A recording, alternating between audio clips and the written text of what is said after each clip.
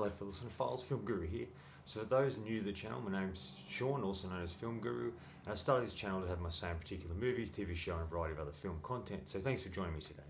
Today I'll be reviewing Lastnight in Soho. This was written and directed by Edgar Wright and stars Thomasin McKenzie, Anya Taylor-Joy, Matt Smith, Terence Stamp and Diana Riggs. The film follows the story of Ellie, played by Thomasin McKenzie, a young naive woman who is an aspiring clothes designer. She travels to London to openly study design. While there, she doesn't quite fit in. She ultimately finds a little place for herself in this particular part of London. In her new surroundings, she ultimately starts to experience these strange things, where she's sent back to the 60s in that particular era. And we're introduced to Sandy, played by Anya Taylor-Joy, an aspiring singer who ultimately is trying to make a way in London, much like Ellie is. But Sandy starts to go down a dark path she didn't expect and finds herself trapped in a world she didn't really want. And it really starts off beginning with Ellie just observing this, and then Ellie sort of at times becomes her. As the story unfolds, this particular period for Sandy starts to get really dark and murky and really starts to turn this dark and twisted world. And it's really about Ellie trying to work out what's going on and who Sandy really is and what really happened to her, and trying to get to the bottom of it and seek justice for her.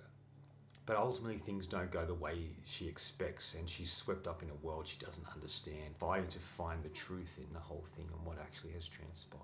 This is a real departure for Edgar Wright in many ways. His traditional humorous moments, there is a little bit of humor in this, but nothing like his previous films. He feels a bit more experimental here, using different effects and blending things together in this particular film.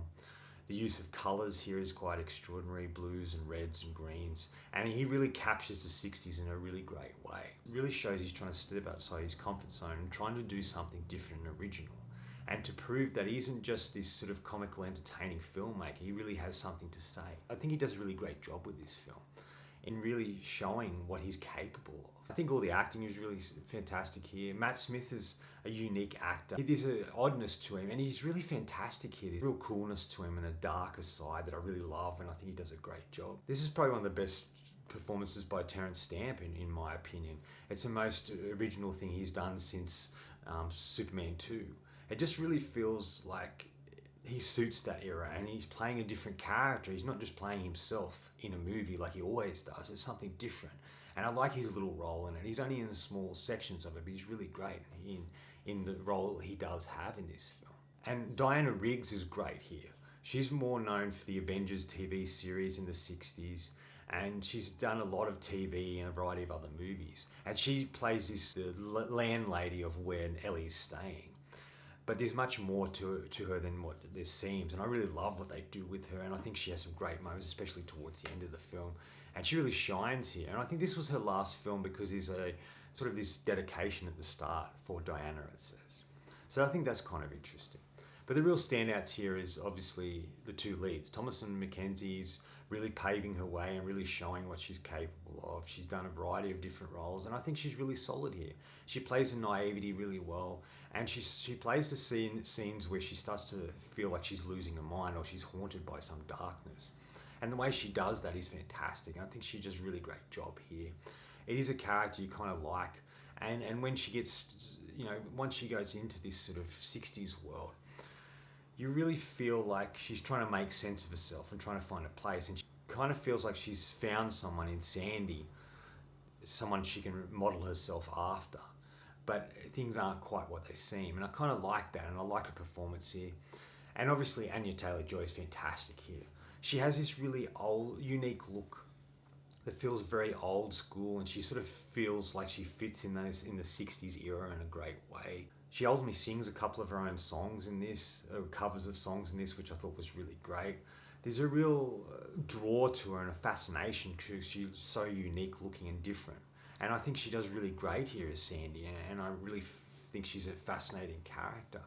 And as the film starts to get a bit darker and take a more sort of heavier, darker tone, she's able to show her dramatic side in this film as well, and I think she does a really, really great job. And I like the scenes between Ellie and Sandy. Never really have a conversation, it's just them being in the same place at the same time, I guess. The aspects I love most about this film is I love the 60s setting. I love when we get transported back there. I like clubs and the bars and the clothing and the music and just the world that Edgar Wright creates here is really, really great. I like it even in the modern world that it sort of feels old. It feels like old London. Like I said, I love the use of colours here, and the music's fantastic. The music choices, once again, is really great by Edgar Wright. I like when the film starts to get in this sort of horror thrilly aspect where it takes a different turn. And Edgar Wright really went for the horror. He really went for it, and I really loved that. It was brutal in parts, it was dark, it was a bit twisted, and I kind of liked that. I thought he was able to express that sort of horror side that we've seen glimpses of in a more comical tone, and here he's being more of a old school slasher type movie, and I love that. I like when Ellie's character starts to see these creepy faceless beings and you're not quite sure what they are, but the way that's sort of done is really great. It has good pacing with that, and you start to question whether what she's seeing is real or all in the head, and I kind of like that. And there's certain sequences that stick out to me when Ellie first is transported back to that time and goes into this club, and it's sort of like when everyone sees her, she sort of looks like Sandy, and then she sort of looks in the mirror and it's like Ellie's version is in the mirror and Sandy's in reality, and it's like she's seeing Alice in Wonderland through the looking glass. I think it has a really great ending, like really, really good ending. I did enjoy this film. I just didn't enjoy it as much as I really wanted to. I thought it was very brave of him, and hats off to Edgar Wright for trying something different and stepping outside of things he's done before and trying to craft something original and unique. Many aspects of the film I really do like. It just didn't get there for me in a lot of ways. Some of the things I didn't like as much, I thought could have been done a little better, was I never really felt connected to any of the characters. Not even Ellie or Sandy. It just felt like we were observing them. We weren't a participant in the film, in creating that connection we should feel for these particular characters. And that let it down a little bit for me. The film also does this thing where it starts off as, like, the trailer sets it up to be this sort of thriller film, which it in part is. But it sort of starts as this sort of drama, this coming of age story, this young knight make a way in the world and try and follow and chase her dreams. Then these things unfold for her. And then sharply turns into this more thriller horror film. And I don't think it kind of merged. I don't think there was a setup for it. It just went from one thing to another. And I thought they could have set it up a bit more in leading into it. Even though the trailer did that, the film didn't really feel like that until the second half of the movie, until the third act, really.